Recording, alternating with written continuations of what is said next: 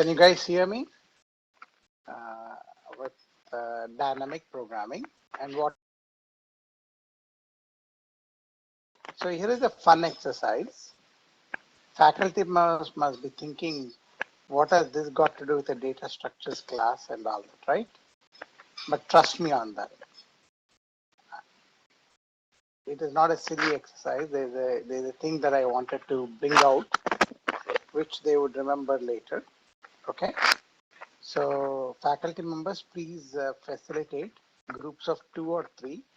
What I want them to do is the following. Okay. I gave a whole bunch of, since all of you are computer science faculty, you know what this is, but students did not take classes related to this, but I want them to work. The goal is group these to the best of your abilities. So there are a whole bunch of names given there. Is there some relationship between the names? Can you say, okay, these things belong to this, these things belong to this? What is it that we are trying to solve here? In the process of doing those things, what are the important abstractions that you arrive at? Okay. There is no one answer. There is no right answer, wrong answer. Every answer will be considered. So ready, set, go. Take about 7 minutes, okay? Should not take more than 7 minutes for this exercise. Time starts now. Turn on your video so that way I can see it. Take out your pencil and a sheet of paper. Groups of 2 or 3. Get going.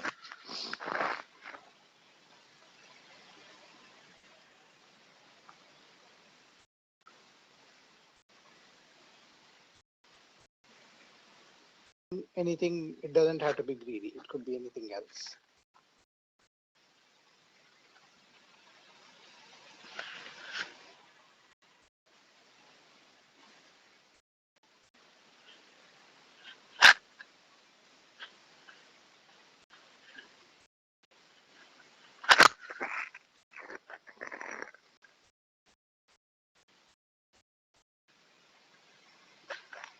Once somebody comes up with an answer, you can post it in chat.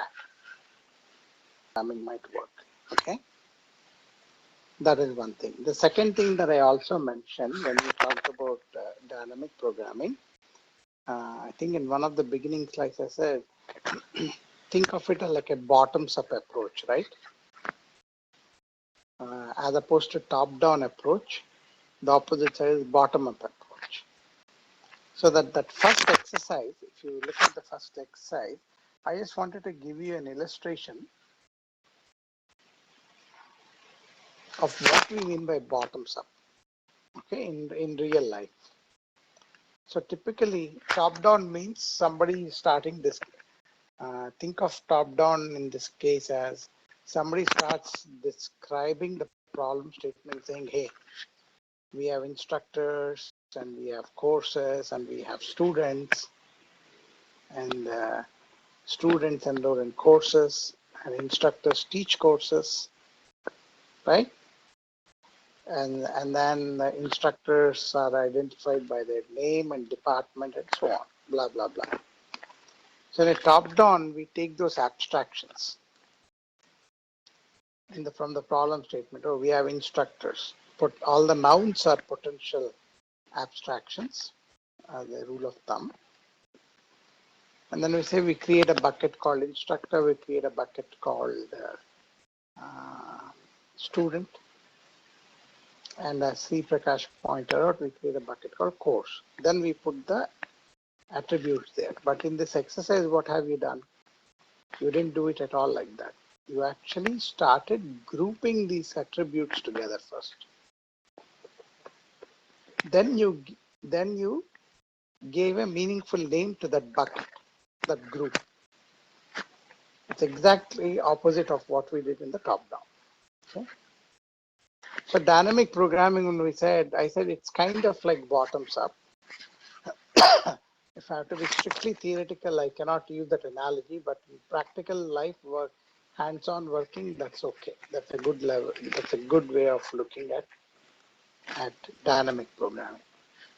At the bottom layer, and then we start coalescing them to arrive at the solution at the top layer. That was a little bit too abstract. So what we'll do here today is go through it one more time in a different way. Remember I said we keep repeating the same thing over and over again till we nail it down, right? So hopefully we'll nail it down, most of it.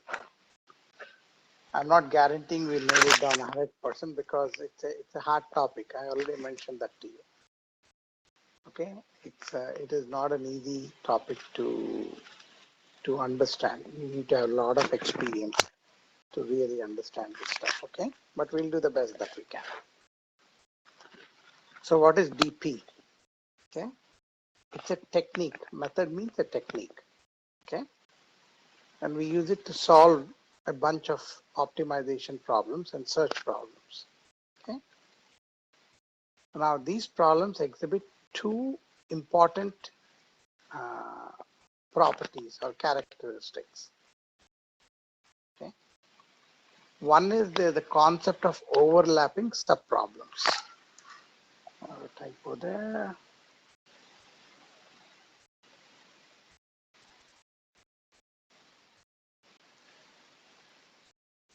One.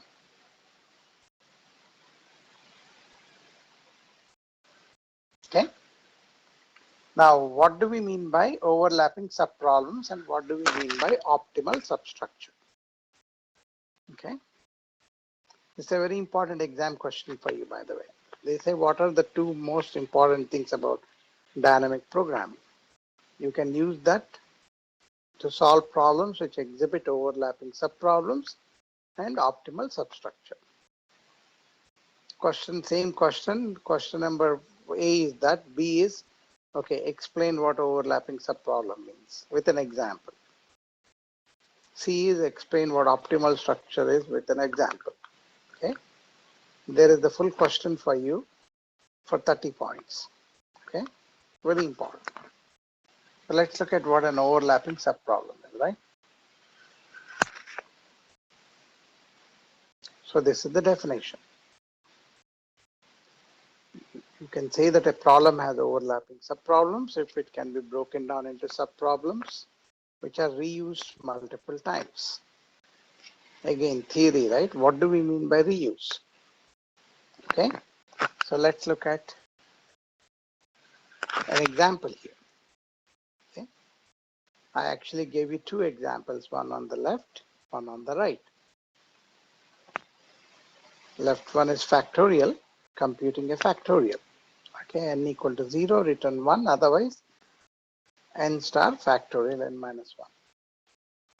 Right one should be familiar to it, the Fibonacci sequence, right? N equal to 0, return 0, n equal to 1, return 1. Is n equal to 0, return 0, return 1 in Fibonacci? Faculty member, someone help me out. So I suddenly had a blank out there.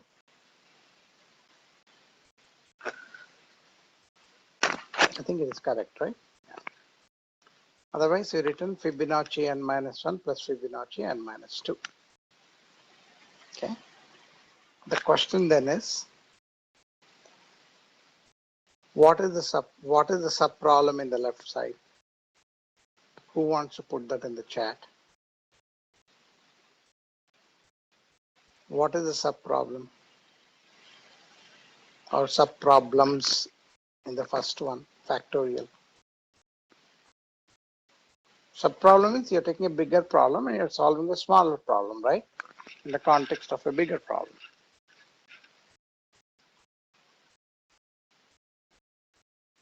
The sub problem in the case of left side is nothing but factorial, right? For a given n, you're solving a factorial. That is a sub problem, right? You're divided by minus 1, right? Factorial n minus 1. Okay. So technically speaking or theoretically speaking, actually has only one subproblem, factorial. So the concept of overlapping subproblems does not exist in the example on the left. Notice the statement that I'm making. I'm saying the one on the left has only one subproblem, and that subproblem is factorial. Okay, for a given n, you call exactly one subproblem there. Do you agree? Faculty members, do you all agree? Or do you want to pick up a fight with me saying what I said is incorrect? Be bold.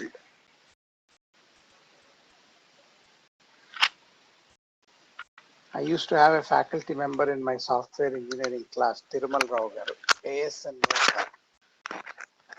So when I teach software engineering, right, I'm pretty good at most of these subjects. I'm okay.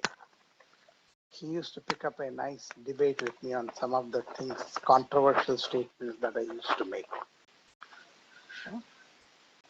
I actually think I just made a controversial statement here, saying that there's only one subproblem in factorial. If any faculty members want to disprove me, by all means, put it in the chat. We'll come back to it, okay?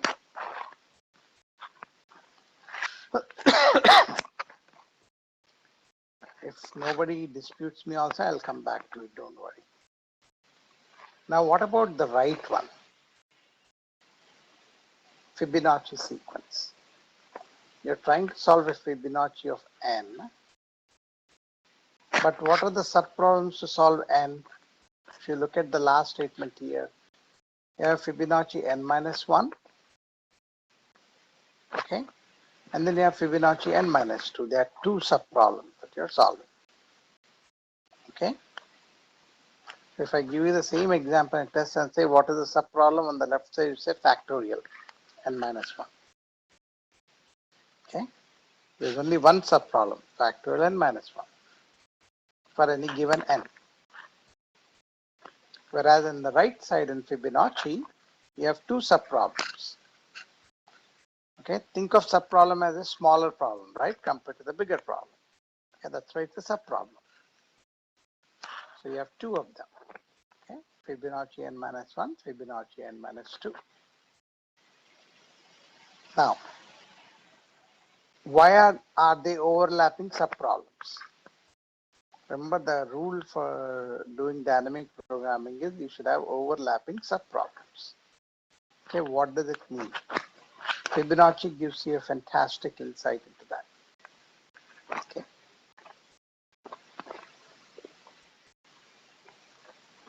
So this explains to you the problem of calculating factorial n depends only on calculating subproblem factorial n minus 1. There is no overlapping subproblem because factorial is called exactly once for each integer less than n. Okay. Now, when it comes to calculating Fibonacci n, it depends on both n minus 1 and n minus 2. I didn't realize I asked you a question here. These two subproblems overlap. Can anyone tell me why they overlap? Anyone who answers that question, if it's coming from a student, they will get it. I'll ask that particular faculty member to give them 100 rupees or 200 rupees for a nice lunch somewhere on my behalf.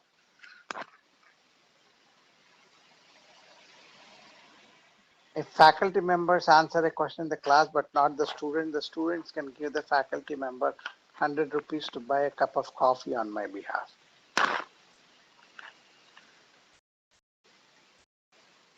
Okay. So tell me why in Fibonacci we are saying that these two subproblems overlap. Think about it. Before I go to the next slide, think about it. Students, you think about it. Write down, take a given value of n. Okay? Don't make it trivial, 0 or 1. Take like 3, 4, 5, 6, something. Start writing down how you solve Fibonacci n minus 1, Fibonacci n minus 2. What will you find there?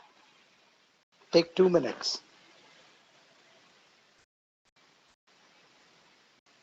You're all engineers, right? You know math. You're all good in math. Write it down. Then the answer will come out seamlessly out of.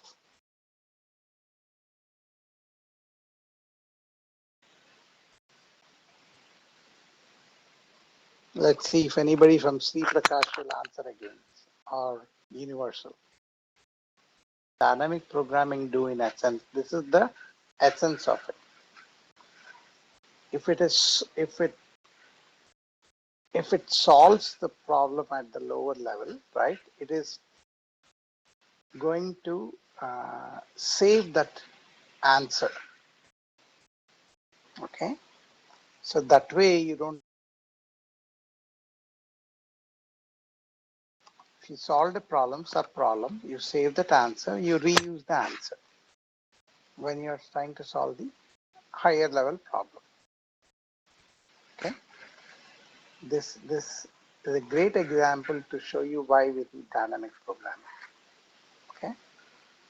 Okay, so condition number 1 to do dynamic programming is you need to have overlapping sub-problems, and then you saw where the overlap is. Okay, let's move on to the next one. Second concept related to dynamic programming is optimal substructure. Okay, very it's not an easy concept to teach, so let's give it our best shot. Okay,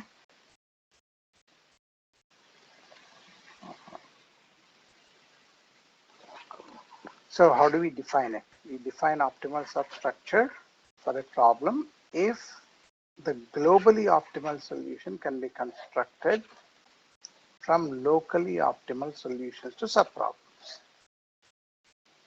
Okay, so the criteria is the globally optimal solution, we can get it from locally optimal solutions to subproblems. Okay, A implies B. That's what this is. And then I'll come back to the story last time I said about.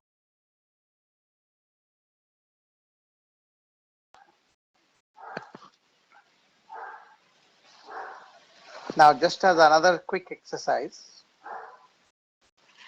okay, an example here is if you are assuming a collection of objects, set A. A is like a collection of objects. Collection means a set, right? Okay. And then for each object O in that set A, we have a cost. C of O is a cost. Okay. These are all the type of class of problems where we use dynamic programming. That's why I'm giving you this example. Okay. Now, the goal is to find the subset of A with the maximum or minimum cost. Okay, whatever the objective function is for the problem. Okay, and whatever constraints are there. Okay, these are the type of problems where you will see an overlapping sub-problems. Remember, we need to have that overlap, right? So let's look at the couple of questions here. Wow, there's a question for the students every 5 minutes. Huh? That's nice, isn't it? How many subsets of A we would have if it has n elements?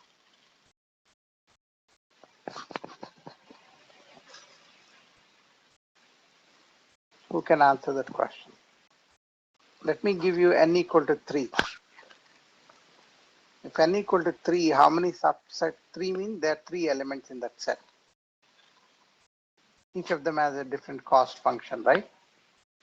So if I want to know what subset of that 3 element set would give you the maximum cost, let's say I do something like this. I want to draw a table. How do I draw a table here? There it is. Okay.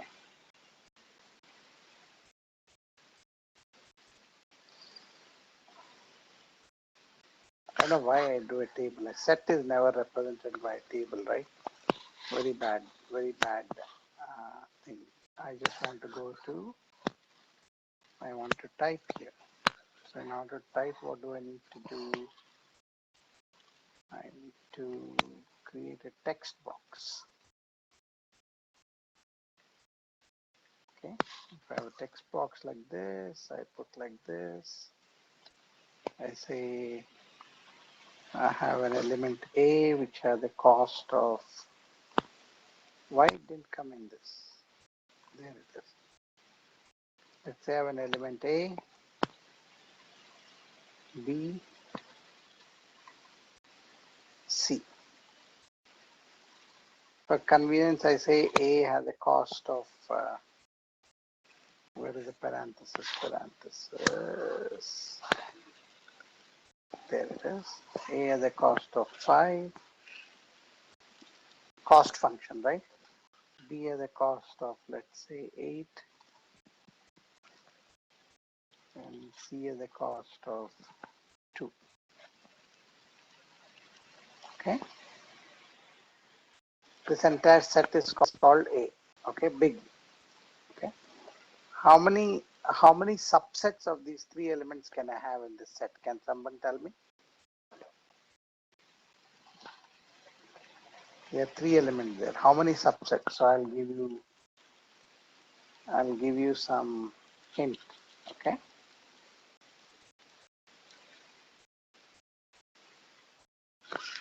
Why I'm not able to type here? Okay. I can have one element. One subset I can have is A. The other subset I can have is B. The other subset I can have is C. Agree? You all know the concept of a subset, right? So you learned. Okay, what is the other subset I can have?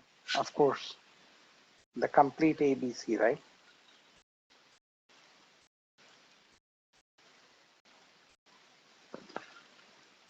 And then I can also have A, B, like that. So if I have n elements, isn't it 2 raised to n? Correct? I mean, you learned binary logic, right? If you have 3 elements, remember how you 2 raised to 3 is 8, we get 8. 0, 0, 0, 0, 0, 1, 0, 1, 0, 1, 1, 1. Remember you learned all that, right? Same concept here. Okay? 2 raised to n elements. Okay? Keep that in mind.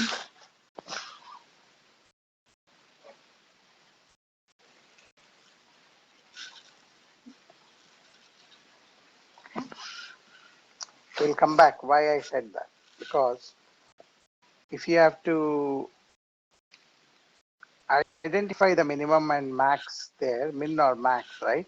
The brute force technique is you look at all the 2 raised to n elements, which is exponential. Now, exponential algorithms are not good. Okay, keep that in mind. Okay, continuing with the optimal substructure. Here is an example of illustrating you where we can discover optimal substructure. This is the shortest path algorithm. You have the start, and then you start from there, and the goal is on the right. And then this wavy path that you see here is basically saying that we have already identified that between this middle node and the goal, we have identified a shortest path. Okay, that shortest path in between these two, there are other nodes, okay, which are not shown for illustration, right? And if you add up the distances of all those other nodes, you'll come to 20. The thick line, that is the shortest path from start to goal. Similarly, you go the 2 and 25 route. Again, 25 is that wavy path denotes that that is the shortest route between the middle node and the goal. And same thing with 17. It turns out when you add all these paths, you will see 25, 5 plus 20 is the shortest path. That's why it is highlighted in bold.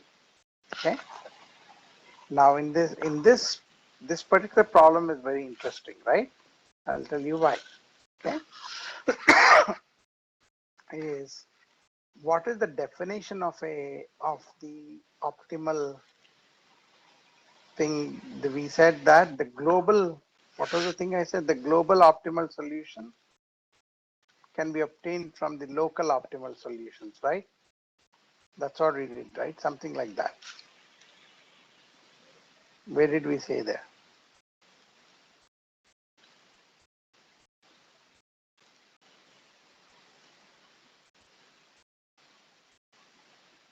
I'm trying to go back to that slide there with me. See that one?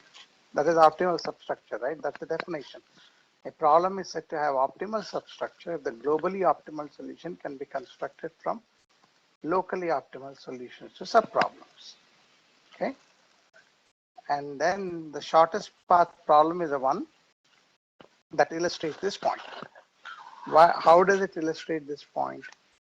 Because we are saying that if you go to the middle node to the goal where we are saying 20, and the 20 has different paths. Remember, I'm not showing the intermediate nodes there.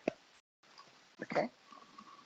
Now, proof by contradiction, right? If any of those intermediate nodes are not optimal, then going from start to 5 through that intermediate nodes, you can find another node there where it is not the shortest path, and then the overall path would be longer. That would contradict what this is saying, that you already have a shortest path between that intermediate node and the goal called 20. Okay. Now you must be thinking, wow, this is too abstract. Let's take a concrete example, right? So what is a concrete example? Let's create one on the fly for you, right? I'm going to create one on the fly for you. How do I create it? I can go here. Bear with me for a second.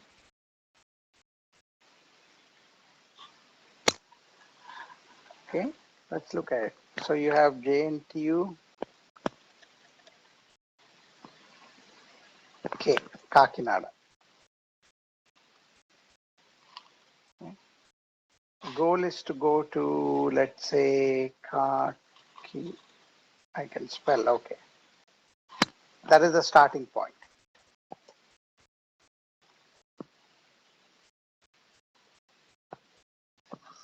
Everyone with me?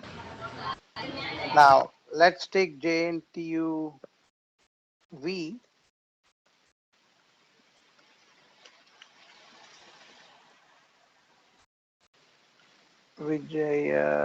Nagaram. Okay. Remember our coordinator ASN Garu keeps Nagaram. I don't know why it is doing a spell check. Goal is to go there. Got it? Now, what are the towns that come between Kakinada and Vijayanagaram, please? Can somebody tell me? Give me two names of towns where some university is there, KNTU. Let's assume you're a traveling salesperson and going by road, okay? Kakinada and Vizag, right? Vizag comes in between Kakinada and Vijayanagaram, right? Vizag, okay? What else? I need one more town, please. Help me out. I don't have my geography of India in my head. Does Srikakulam come after Vijayanagaram or before? Let's just pretend that it comes before, okay? Since nobody is answering. Okay?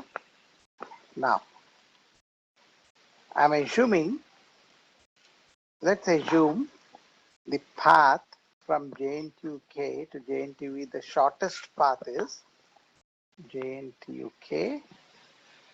to Vizag.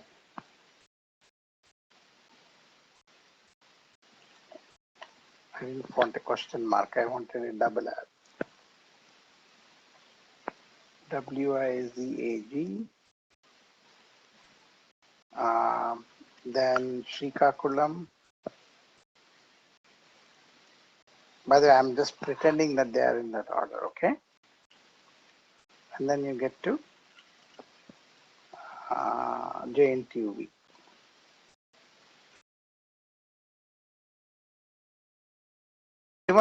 This is the global solution going from Jntuk to Jntuk. This is the global solution, right? Optimal substructure says the sub-problems also should themselves be optimal.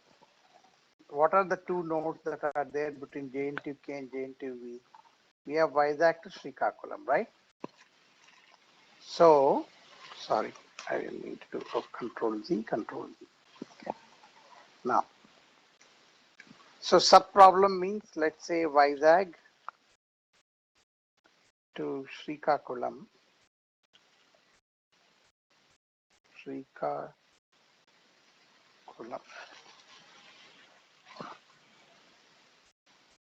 Okay, this has to be optimal, right? That's what the definition of optimal substructure means, right?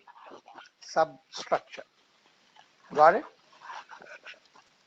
The global optimal solution, within the context of the global optimal solution, the sub-problem of the paths between Vizag and Srikakulam, and of course Jntuk to Vizag and Srikakulam to Jntuk, they themselves are shortest path. We are looking at the shortest path between them.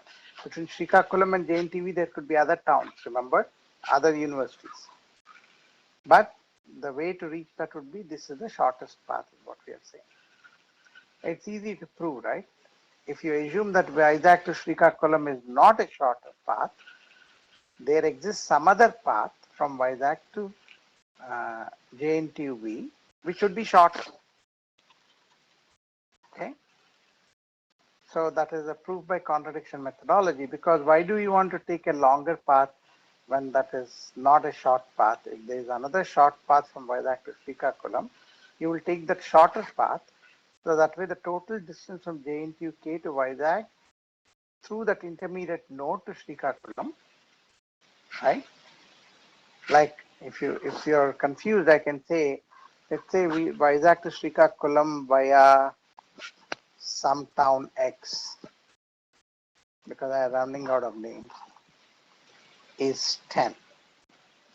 And then the same thing, Vizag to Srikakulam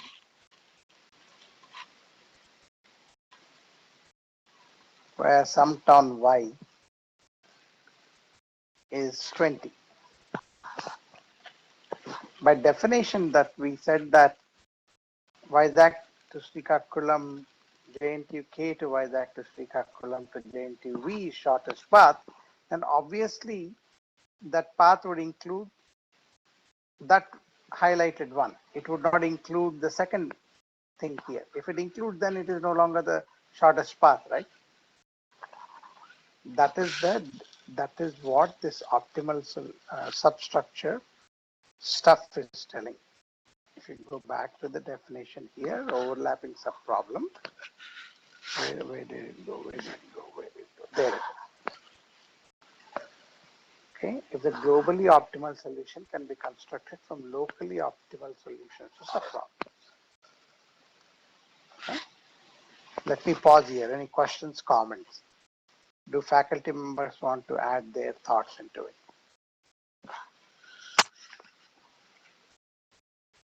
Nobody? Why are you all silent? Did I lose you? Did I lose all of you, or you are? I hope you are able to hear me, because nobody complained in the chat that you are not able to hear me. Okay. Now I'll do my other technique then, right? I'm looking at the students of PVP Siddhartha. Raise your hands if you understood what I just said. I can't see the image clearly. The faculty member can tell me. Okay, I'll ask the same question to KIETW. Raise your hands if you understood what I just told you. Okay, not a single girl raised the hand. Okay. I don't know what I like this interesting name here, 205.736.546. I know it's kind of sounds like an IP address. It's not really IP, but okay. So little bit hard concept, but then again, you get to do some exercises, right? That's how you learn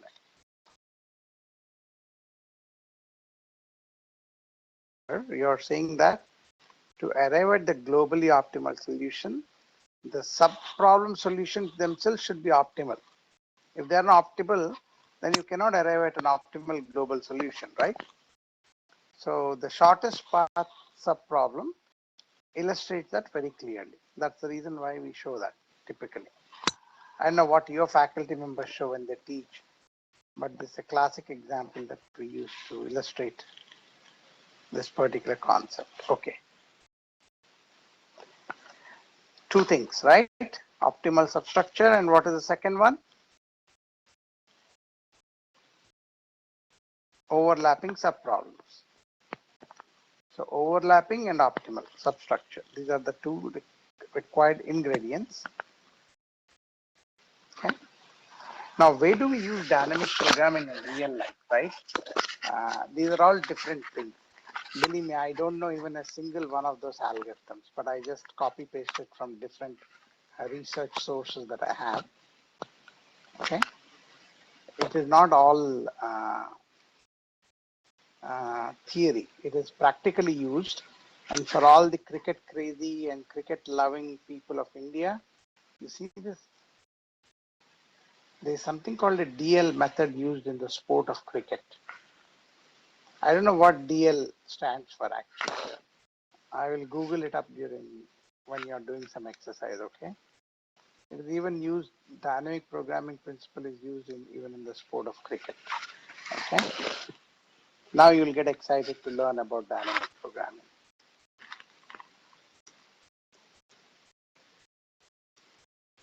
Okay, what else I wanted to do? A key link here, because there's a lot of nice discussion. I mean, it's a never-ending, fascinating discussion, right, on dynamic programming. So note down that link. Of course, when I put the slide deck in the community, go to Stack Overflow. How many of you know Stack Overflow? I hope, did you hear about Stack Overflow?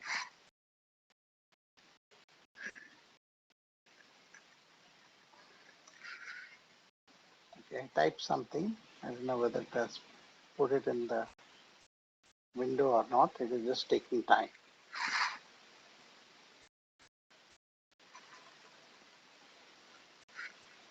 Stack Overflow is programmer's best friend. Okay.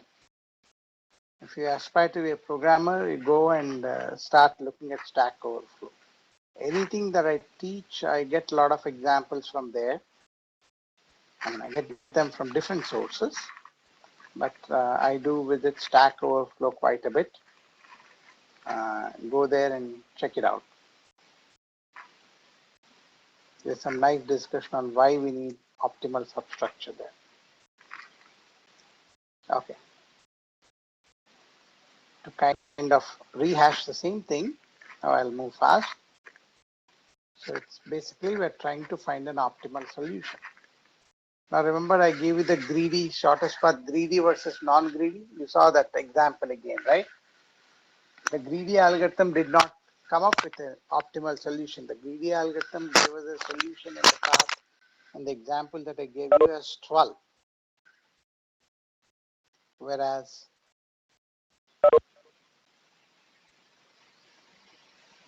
can you hear me?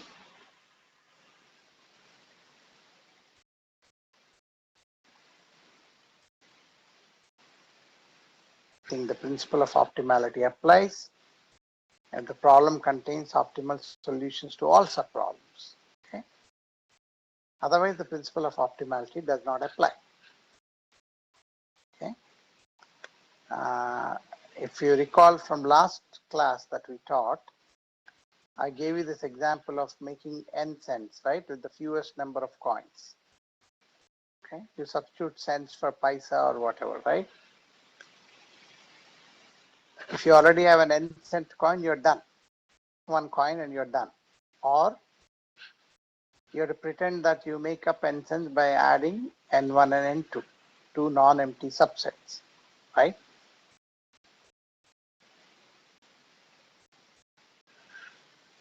So if either of those subsets can be made with fewer coins, then n cents can be made with fewer coins too, right?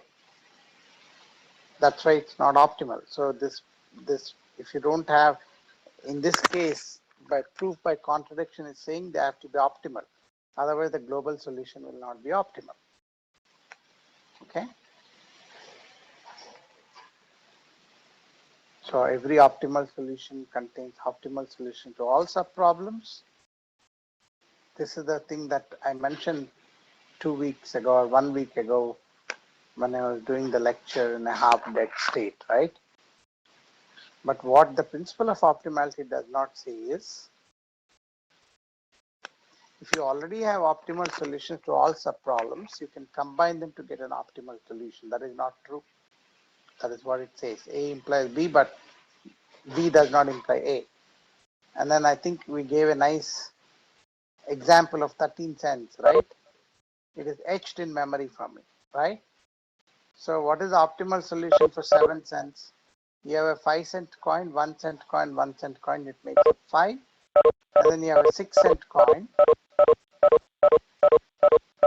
I'm getting beeps. Can you mute yourself, please? Thank you. And then you have 6 cents, which is again 5 plus 1 cent. Okay.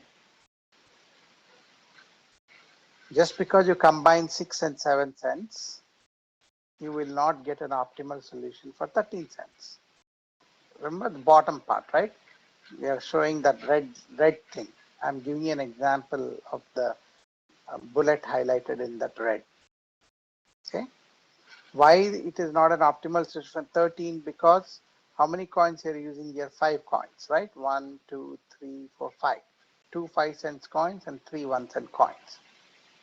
But I know that in US currency, we have a 10-cent coin called a dime. So if I use that, okay, I can get it for 4. See, this is another optimal way, right? So the trick is to somehow have the correct optimal subsolutions. Okay. Same thing, I gave you the example of a longest simple path. We consider this, right? There are multiple paths here. Okay.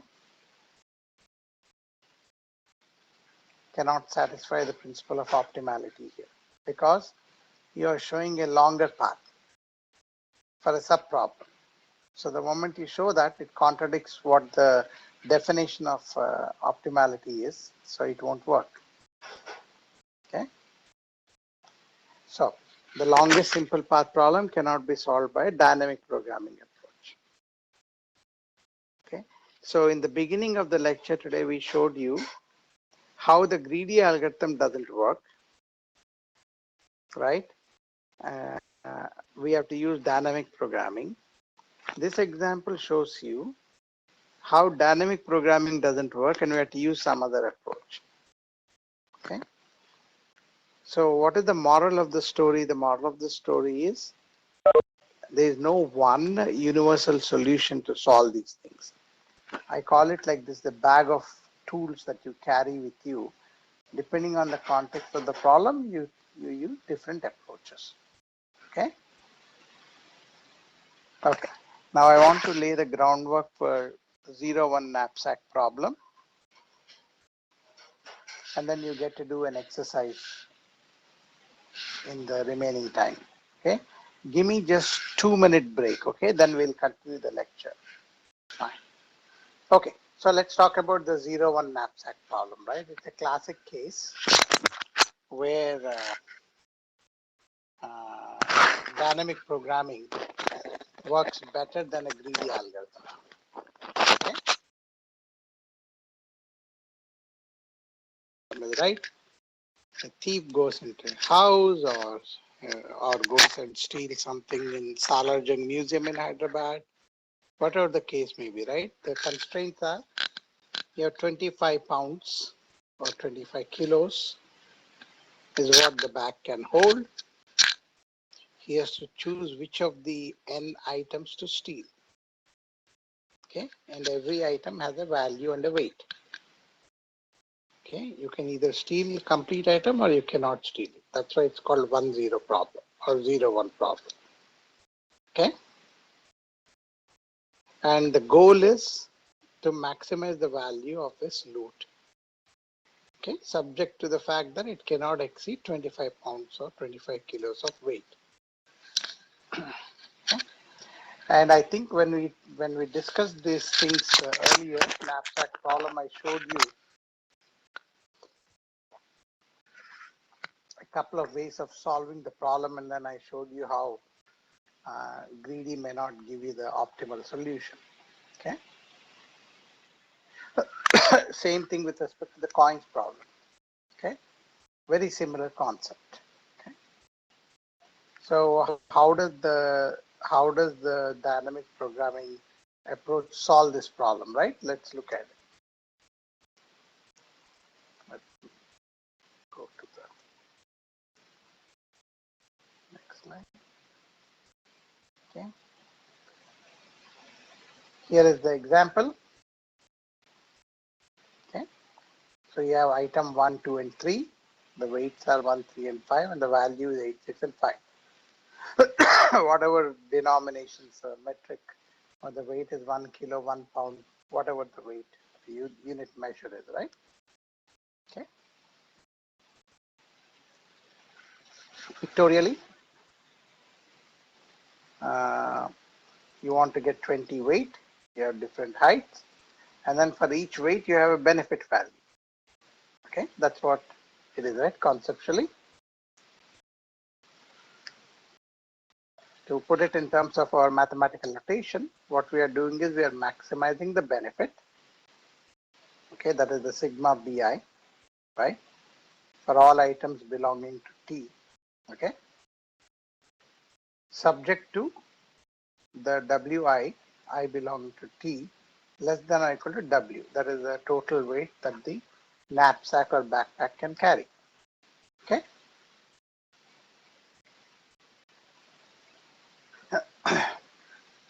So what is the straightforward way? That's called the brute force approach. N items, you know that there are 2 raised to n possible combinations, right? And then of course you will see which of those combinations gives you the right way to steal it. This is what I made you do, right, as an exercise somewhere in the beginning of today's class. Right, so dynamic program and the order of the timing, the big O notation to solve this problem in brute force is 2 raised to n. Okay, because they have to look at 2 raised to n combinations. What is the better way to do it? Dynamic programming. Now, but in order to do the dynamic programming, you need to identify the subproblems. Okay, we need subproblems. Remember, overlapping subproblems. 2 conditions: overlapping subproblem and optimal structure. Okay, so here is one approach, right? He is labeling all the items 1 to n. Then you are saying, then you want to see what the subproblem would be. To find an optimal solution of subproblem, SK, meaning instead of taking all items 1 to n, you are taking a subset of those, and the subset of those are called SK, and the labels are 1 through k. Okay.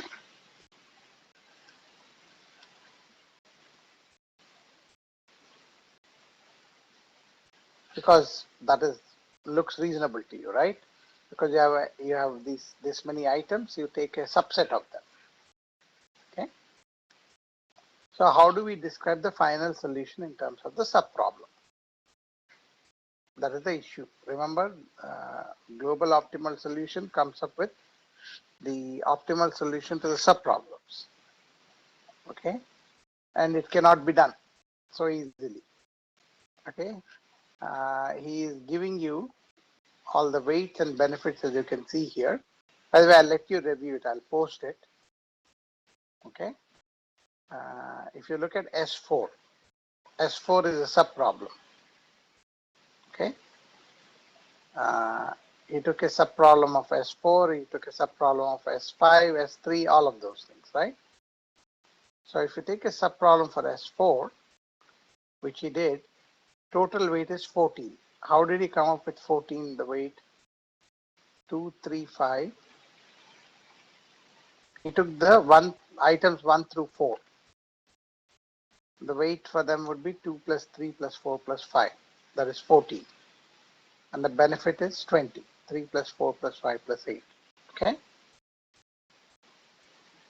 Now if you take subproblem S5, meaning all the elements, you can see the total weight is 20 and the maximum benefit is 26. Okay. Now if you see that solution for S4 is not part of the solution for S5. It has to be part of that solution, right? It is not. That is one of the conditions that we have. The subproblems themselves should be part of the overall. Okay. So we figure out the subproblem is flawed and we need another way of looking at a subproblem. Okay. Simply taking the subproblem of the items is not going to help you. Okay. What did he do? Then he added the parameter W. Okay. So it's going to take the exact weight. Then now he's computing the subproblem which has BKW. Okay. Not just one attribute, but two attributes. Okay. So he has given some equation. We'll go over these things a couple of times. Okay. I'm kind of rushing through because I want you to work on an example to bring out these concepts better for you. Okay. So he gives that recursive formula as to how to calculate that. Okay. Continuing the same recursive formula. And you can review it once I post it in community and you can work on the exercise. Then you come up with a 0-1 knapsack algorithm. Okay, basically he's doing the weight. He's doing the weight, not only item. He's computing the weight also. So he gives some algorithm here. For 0 to W, you initialize the things B0 W equal to 0, right? So there's some algorithm here. Okay. And then since he's always comparing the weight of the item, right, whether some of them can fit within part of the solution and some of them cannot. Again, I realize you may not understand it. That's why I actually have some slides here. We'll come back to this algorithm running time later, but you can note here, this particular running time algorithm is n star W. Okay, as opposed to brute force, right, which is exponential. This is a much better running time. Okay, I gave a concrete example of taking 4 elements and the weight of the knapsack is 5. And I gave you the elements weight and benefit. W is for weight, B is for benefit. Okay. Now out of this, we need to apply that 0-1 knapsack algorithm and come up with a solution. Remember, I emphasized tracing a lot, right? So here is a trace of the code in a table format. Okay, along with the corresponding piece of code. So if you look at the table here, I and W, they are 5, right? So it's a 5 by 5 table. I is for item, W is for weight. So you have 5 items and you have 5 weights. So you have a 5 by 5 table. Now when you start applying that algorithm, somewhere here something got screwed up. Yeah. When you start applying that algorithm, see this one, example 2, 3, and all that, what it means is I just traced a piece of code for you here. Same thing here for 2 line items. If you go back to the code here, I just did it for the first 2 loops, I think, right? Okay, that is the code. Okay, there, sorry. Okay, I just showed you for the 2 when I initialized how the tables look like. Now, when you follow the code, I want you to trace it. So I'm showing you example 2, example 3. Now, all of a sudden, I'm showing you example 18. That means that in between, I skipped all the table entries. I want you to trace the code, fill the table. Okay. Ultimately, when you're done tracing the code, when you fill the table should look like this. Okay. It is showing item and weight. And out of that, I would get the benefit. Okay. Now, what I also state here is it only finds the maximum possible value that can be carried out in the knapsack. It did not capture, that particular algorithm did not capture which items would make the maximum value. Okay, so that means we need to add something to that algorithm. Okay.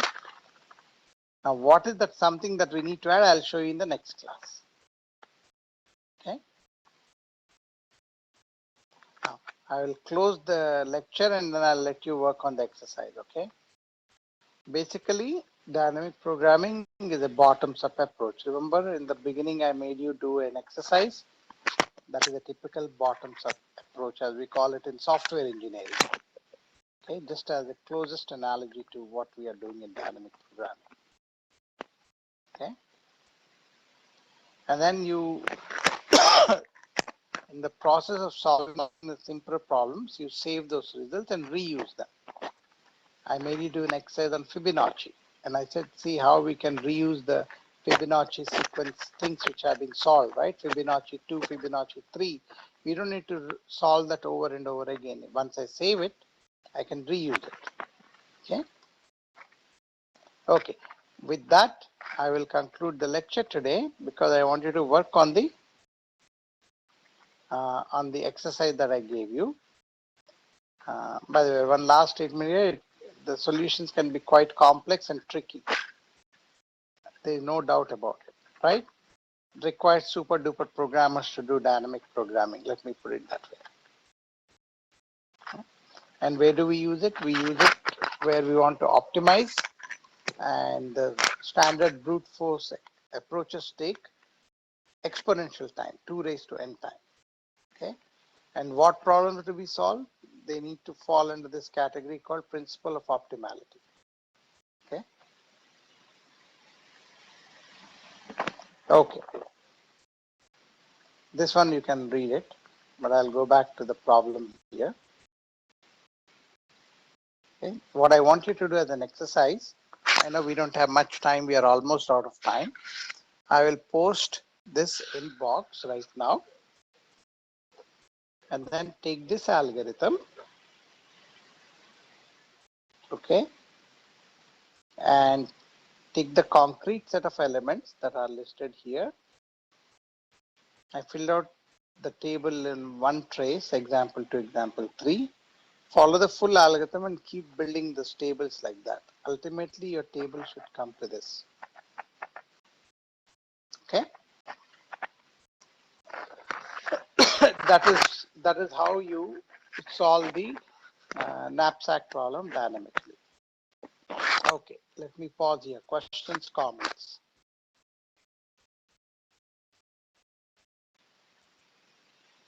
Everybody is silent. Are you all brain dead now?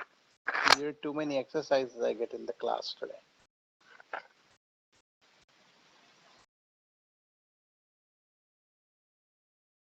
Let me